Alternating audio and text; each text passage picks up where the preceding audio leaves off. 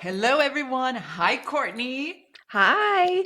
Courtney Andersen. I'm so excited to have you. Thanks for chatting with me today. Yes, thank you for having me on, and I'm looking forward to our conversation.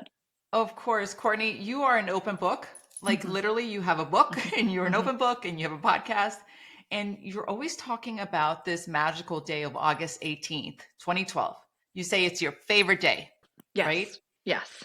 But I want to know about, because for me, for that to be your favorite day, I want to know the flip side. Tell me what's happening in your world on August 17th. Oh, on August 17th, I went in for my last bartending shift before I was transitioning into the medical field full time. And it was my last shift at this bar I had worked for forever. And before I left for the shift, my boyfriend was like, "Please don't go in and get all hammered. Like, don't take shots right away, right?" And I was like, "Okay, I won't." And then, of course, as soon as I got there, I started taking shots. So that evening escalated like many evenings had before. And that was actually my last night of drinking alcohol. So I remember up until a certain point, and then I don't remember. And then it was the next day I woke up to find out that I lost my rescue cat for a second time because I had went out to smoke a cigarette and a blackout going through the sliding glass door and I left it open. So she escaped out of there. And yeah, so that's what happened on August 17th. I did not think that it was going to be my last night of drinking, but it was. Yeah, I mean, how old are you at this time? I am 29 and I was about 6 weeks shy of turning 30. 6 or 7 Okay. weeks, yeah. I feel like, that's sort of a common theme, don't you think? We hit certain decades and do you feel like you were just ready in your mind? Like you were sick of being that version of you. You just got to that point, or do you feel like you got the shame? What was the driving force that said, okay, enough is enough? Yeah. So the next day on August 18th, when I found out that I had lost my cat for the second time and two, that I had threatened my boyfriend's life in the midst of that evening of him trying to sleep and me saying that I was going to kill you in a blackout. So the next morning, what happened was once I understood the gravity of the situation, like once I understood, I was like, okay, I had to sit there and make a decision with myself to be like, is this still worth it? Right? Mhm. Like to some people they might be like, well, that wasn't the worst thing that happened. But in that 3 days, what happened is I did eventually find Fiona after 3 days of her being gone. But in that 3 days of laying in a very extreme hangover and all the years, I believe all the years of all the drinking just came and hit me at once where I'm like, this just is not worth it anymore. And, for 4 years, I was trying to moderate my drinking. So it just hit me that day. That was just the day I was supposed to stop drinking. Okay. So it Now, was a what kind lot of, that happened at yeah. once. Well, it sounds like, when did you start drinking, by the way? When I started drinking 19. Okay, so you actually weren't like this Mm-mm, young, mm-mm, crazy one. So 19, I mean, you're just probably getting into it as a normal teenager, mhm, mhm. experimenting and so forth. Well, yeah, because, we can go over to, Canada at 19, and over in Mm, Windsor, it's the drinking age is 19, all of Canada, I believe, is 19, but so right. at 19, when I turned 19, we went over there for my birthday, and it honestly was love at first sip. I had drank alcohol a couple times prior to that, but I was always pushing alcohol away because addiction ran in my family and I was like, I'm not going to go down this route. And then at 19 it was like as soon as I hit that bar scene, it was lights out. It was my word to not drinking alcohol. There was none. Oh, I see. And what sort of drunk were you? I mean, were you like the fun one, the crazy Mm, one, or like do you know some switch personalities? Are you a yeah. mean drunk? Yes. So I was all of the above. And it didn't start off like that. Like, I don't think anybody who ends up having a drinking problem is like, yes, this is the route I want to go, Yeah. right? Like, so at 19, it started off very innocently, and then it kept growing, growing, growing into something darker by the time I was 25. So I will say this, and this was part of my identity that got wrapped into it, um, that I was the quote unquote party girl. Right. And people wanted to hang out and they always knew that I was up for a good time. This is not faulting anybody or whatnot, but they knew I would always be down to go out. So it started very fun, very fun. And then after about midnight, it was like in time became something very dark, right? Like, remember the movie Gremlins? Like, don't feed the gremlins after midnight. That was me. Like, it was all fun and games until it wasn't anymore. So after 25, then I tried moderating from 25 to 29, but it still ended up being where this like mean person came out. And in Mm, my work of healing, it honestly was just a lot of suppressed anger because sober, I didn't, I mean, sober, I mm, did not want to kill my boyfriend. So like right. sober, a lot of these things, it's like, well, I don't feel that way, right? Like this is just not me. So I have a hard time with the truth always comes out with when you're drunk. I have a hard Mm, time with that saying because I think what's coming out when people are drunk and when it goes into that level, it's a lot of suppressed emotions. yeah, I can see that. Obviously you are now in a community that you are around a lot of sober people. Mhm, But have you noticed this trend that's happening that women in my circle alone, Courtney, mhm, I know of 5 women who've decided to just stop drinking just mhm, over the last 2 years. Not because necessarily they admitted to a drinking problem. I will mhm, say that maybe there was one. I can't judge that. But mhm, for whatever reason, they've just decided it's no longer serving me. It's no longer part of my everyday thing or my weekly thing. And mhm. I find it really interesting. Is this a trend that you see as well? I will say that it's more of an awareness. I Mm, don't use the word trend because this is not a trend that's going to come and go. Like that's sometimes how I look at trends, right? got it. Because a lot of this for a lot of people it's about, living. And for a lot it comes to where it eventually can kill you. Mm, So yes, in the past couple of years, because I think now it's much more in people's faces. And with women, as we age, as we go through perimenopause and then menopause, alcohol just it doesn't hit right anymore. And it actually just makes that whole experience that can last up to 10 years, that whole experience 25,000 times harder. So I just really think, and too, in the past couple of years of waking up after the pandemic, I just think that people are in this place spiritually too, that it's just like, is this really living? You know what I mean? Like, I just feel like there's a lot more going on to that whole question of what's going on, you know? yeah, and I've got to tell you that I drink alcohol, but Mhm, I've certainly like drink a lot less now as an adult because to your point, it just doesn't sit well with me anymore, and I mhm, just don't mhm. enjoy it the way I used to. But I am learning now some new rules of engagement with my friends, Mhm. close to me who are choosing not to drink anymore, and how to navigate those worlds because I want to be respectful and Yeah. so supportive and so Mhm, excited for them, mhm. but I also want to create a community where we're still going out and having fun. So Yes. it's interesting how, for many of us, having fun is associated with let's grab a drink after work or let's Mhm, do this when mhm. it really doesn't have to be, right? I mean, alcohol does not need to be in the equation at all. Right, exactly. And that's the thing, I still hang around a lot of people who drink, and I'm not there sitting and judging people who drink. I Hmm. just know that I can't drink, right? But it's one of those things that's awesome that you're navigating and being inclusive because that's what a lot of people's fear is, especially women because drinking for a lot of women is very social. For me it was too.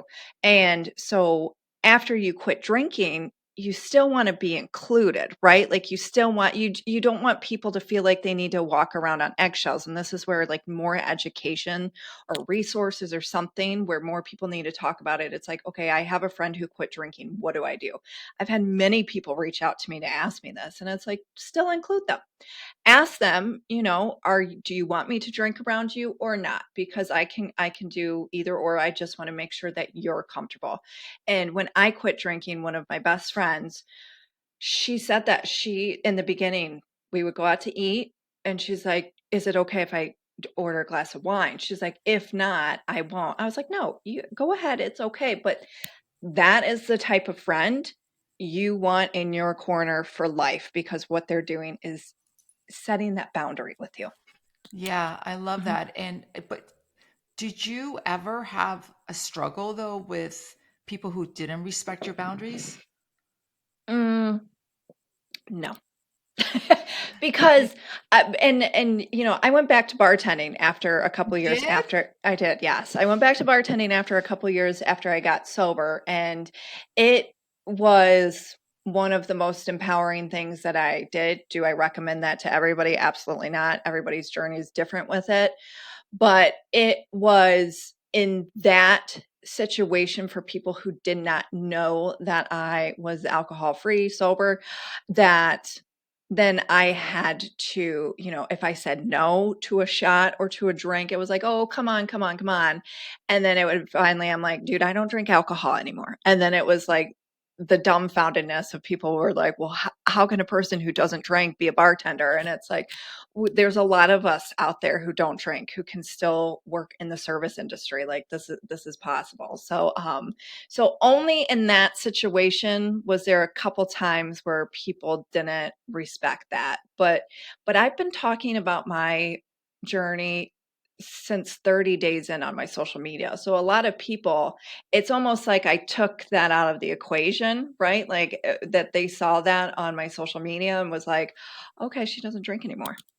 Oh, I think that's really smart. I mean, you're putting Mhm, yourself out there, obviously, for a lot of criticism or mhm, naysayers or whatever. It mhm. doesn't matter, but you just put it out there. It's like, hey, this is what going through right now, and I've decided to do this. I think that's a really empowerment move. But honestly, though, Courtney, it feels like that would be punishment. If you are someone who, like you said, like love affair with alcohol, Mhm, and then you put yourself in a situation where it's in your face all the time, is that mhm. just your personality? Is that what drives you? Like, I am stronger than this and I'm going to prove it? Well, I can compartmentalize really well, but at that time, when I went into the medical field in my 9 to 5, when I woke up, because I got sober in that field, which I'm happy that I did, to have that time off from the service industry. But in my clarity, I'm like, this is not what I want to do. So actually, when I started my entrepreneur journey, I quit that 9 to 5, and then I went back to supplement an income as I grew what I have grown. So, and in that moment too, a lot of people were like, you shouldn't do that. You shouldn't put yourself into that situation. And if I would have listened to them, sober vibes wouldn't have been built. But me doing that, like I said, it empowered me. And also it made me realize, like, I cannot keep listening to other people's fears, right? And that's where people have to test out, like, what Mm. works for them. For some people, could it be looked at as a punishment, or an in your face and very tempting? Yes, but that's where I also created boundaries for myself. I worked during the days. I didn't put myself on night shifts, so it was a whole new world. And going in back to that industry, I tripled what I made Mm. in a month Yeah, to the 9 to 5 hell that I was in, working 40 hours a week. Like it was a very toxic work environment. So, definitely. And you're right. It is good money, the service industry. mhm, So I can see why it served you well and you were strong enough. Obviously, I think one of the things that I admire about you so much is that you're really honest with where you're at in life. and no Mhm, matter what struggle is. So you're just really strong. Now, let me ask you this though, so we can talk a little bit about your community. One of mhm, the things that you've mentioned is that for you, you first went white knuckle with your mhm, sobriety, and then mhm, you did attempt to do AA for a while. You tried mhm, it out, mhm, and you took what you could from it and decided to leave the rest. But one of mhm, the things you talk about is making amends. mhm. And is there a particular one that maybe brought you to your knees that you are willing to share with us? I mean, there was one that brought me to my knees and then the other one that set me free. The one that brought me to the knees was on that 3rd day when I found Fiona, and it was in that it was like I had such a spiritual moment of this cat walking out from our neighbor's deck underneath the deck, which, yes, I checked there many times and did not see her.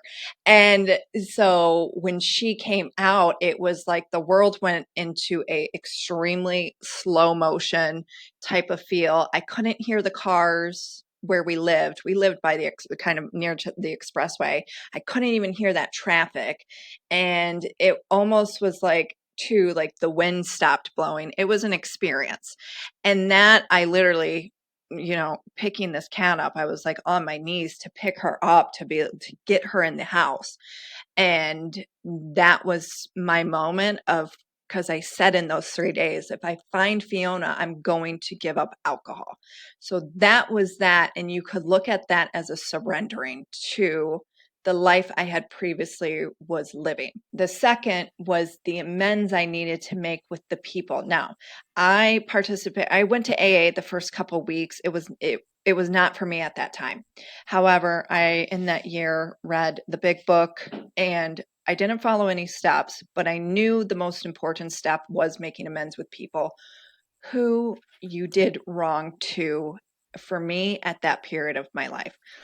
So on my 1 year anniversary, I did for the people that I had affected within a time frame that I thought was, appropriate, that Hmm. really weighed on me. I apologized to. And I waited specifically for a year, and I have recommended this to people too. It's like, don't do this on day 1 because it's Yeah. not gonna be genuine, and you don't need to be making your apologies to people within 5 days because you still have to figure your stuff out, and what you have to do in the process is gain people's trust back, and your word does not mean a lot to them after 5 days. So, like, for me, I waited. And I had to wait too until I had my own emotional intelligence to actually like mean what I said to people that I affected. And that must have felt so freeing for you. Oh my God.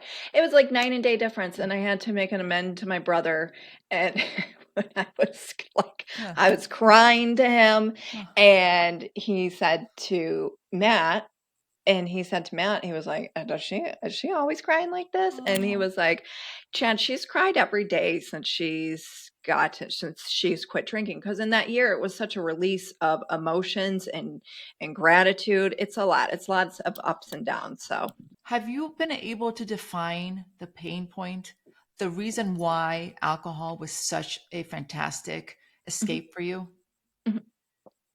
Yeah, because it brought me out of my shell. Is that, It, I mean, it so there's no childhood trauma that you associated with, or Oh, no, there's trauma. There okay. there's trauma there, but at 19, I like, because I do believe that when people are in their own trauma, Yeah. they don't know it until sometime after. Like, it feels normal to them, especially when it's a continuation of, some PTSD. When you keep Mhm. reliving it over and over and over again, you just think it's normal. So, me then being 19, it's like with alcohol, it was a love at first sip and in that environment and getting me out of my shell because I was a shyer kid. So I felt like I could do anything on the sauce. And then it just proceeds to it was after I got sober and starting to have to deal with some stuff and look at some stuff and be like, well, that wasn't right and that wasn't normal. And it's the process through recovery that you do start to heal. Yeah, there's a lot of clarity that comes Hmm. with it, right? I Yep. it, it's really sort of one of those things where I've done so much work with therapy myself for my own Mhm, childhood trauma and mhm. to understand, what I've done in my life for escapism or how I showed up in the universe, Yeah. and to try to identify those things. I thankfully don't have an addictive Mhm. personality for those things, but I used other things to mask, right? Yeah. And Mhm. I think that that's really important for us to be really free and to be our authentic selves, to really find joy. What that means, you have to do the work and you've got to connect the dots. And one of the things I love about you and your sis, by the way, in your podcast, is that you guys go there. You just go there. Whatever it is, you Yeah. go there. Yeah. How is that for the family dynamic, by the way? Oh, well, our family doesn't listen to it. Oh, that Which helps. yeah, I mean, but you know what though? But this is what I have to say. Sure. It's everybody has their own lived experience, right? Yes. And I thought about this the other day because we just did a two-parter with me and my sister for our series to bring back in season 5. And Okay. my sister really opened up. And I was doing the grocery or loading the dishes in the dishwasher the other day, and I'm like, see other people's secrets and other people's shame, especially in a family dynamic, truly does make one another sick, right? Like, and it made me go back to be like, I felt a lot of shame for other people's stuff in our family that I carried that.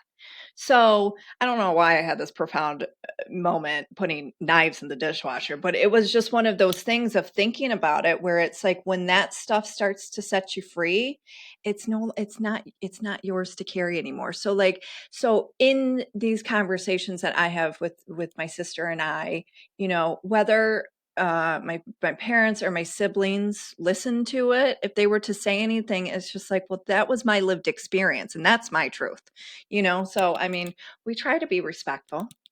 Yeah, it is hard. I am a blogger, so I know Mhm. that the trying to massage this message, narrate, but then you're right, you're not being true to who you are. And these are Exactly. my words, these are my story. This is how I see it. Now I'm curious though, is your sister older or younger? Older. Older. Just a So couple did years, yeah. all right. So did you recognize when you hear her story on your podcast? And I, Mhm. I encourage everyone to go to listen to that podcast, that episode. Is that how you remember her truth? Like her truth? Is that how you remember it? When you were watching her grow and really harm herself in many ways. Yeah. Um, yes, I saw her hurt, but then I saw the hurt she was doing on Mm. the family, right? So like, so it was a little bit of both.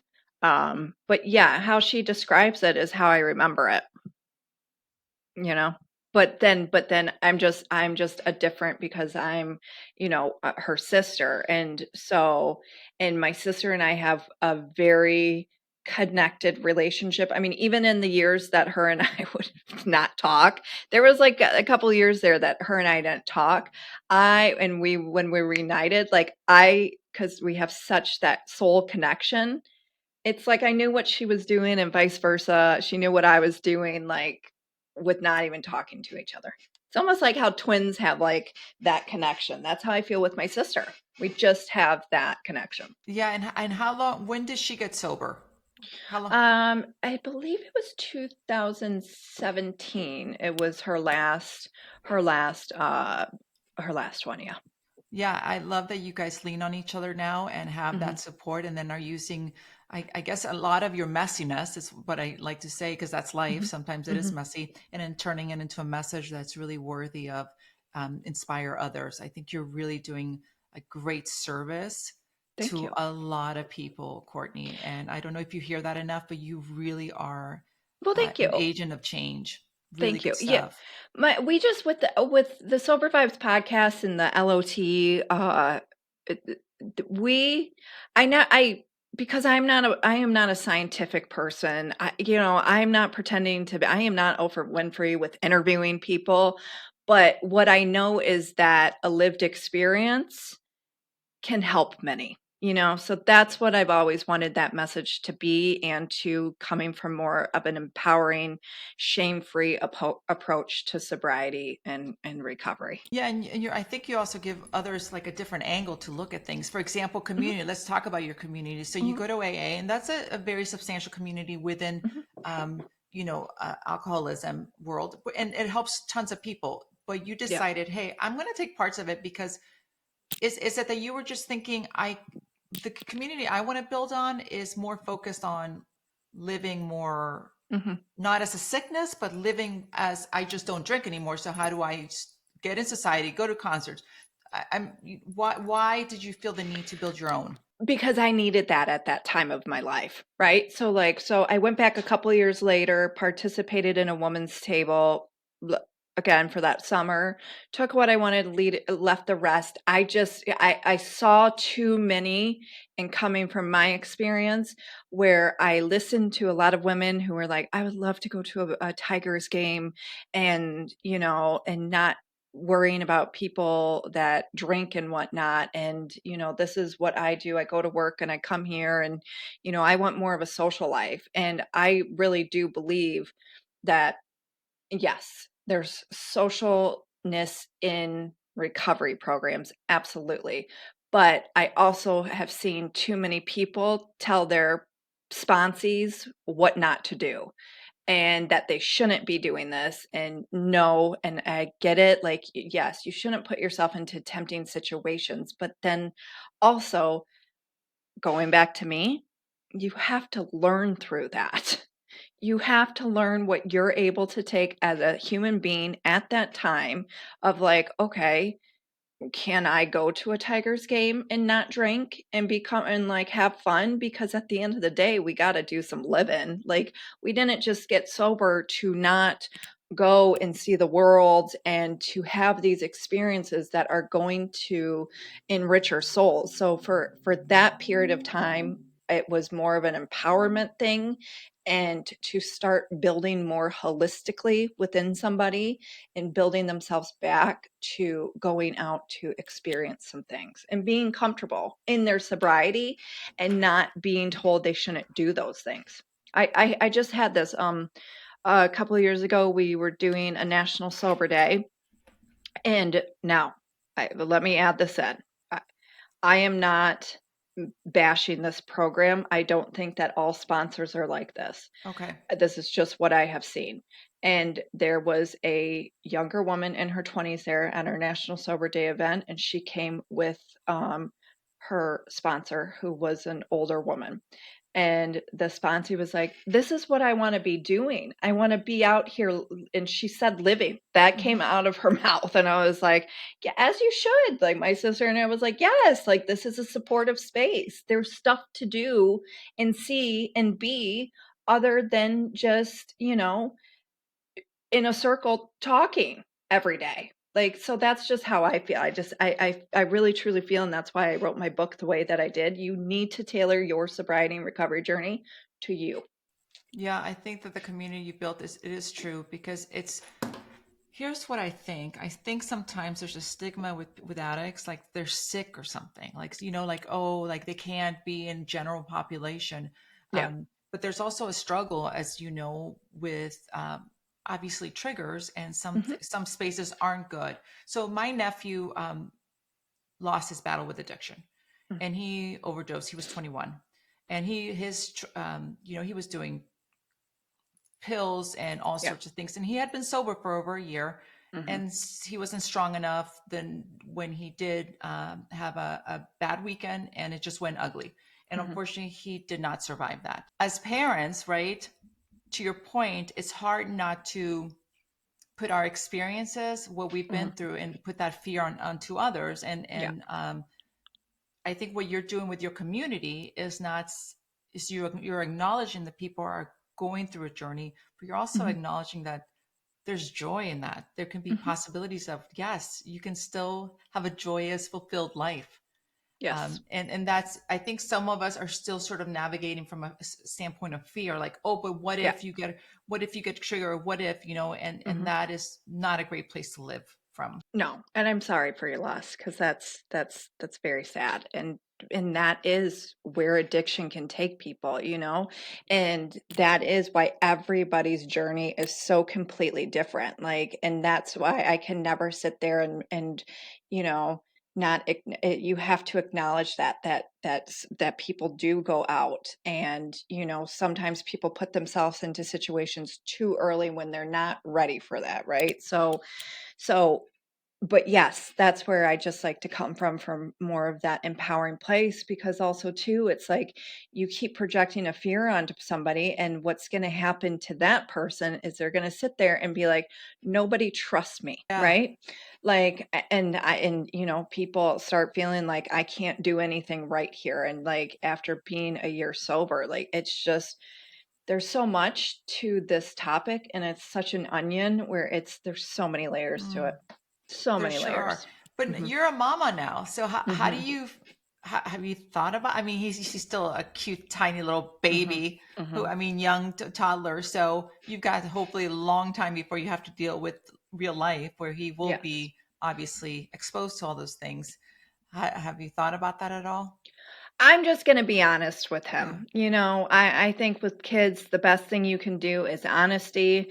I mean, not like too much honesty. I won't Yeah. be like, "Hey, CJ, guess what?" Like, but I will explain to him the history of what his mama went through, the history of his genetics, because that is a huge role too.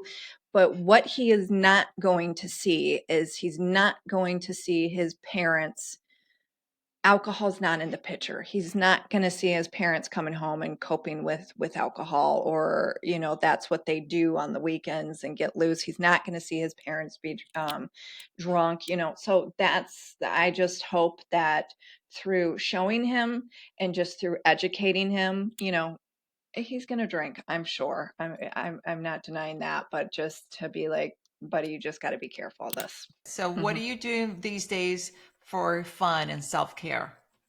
I am now looking at it more of approach of rediscovering who I am as a mother, right? Because Hmm. he's 2.5, and those first 2 years were wild.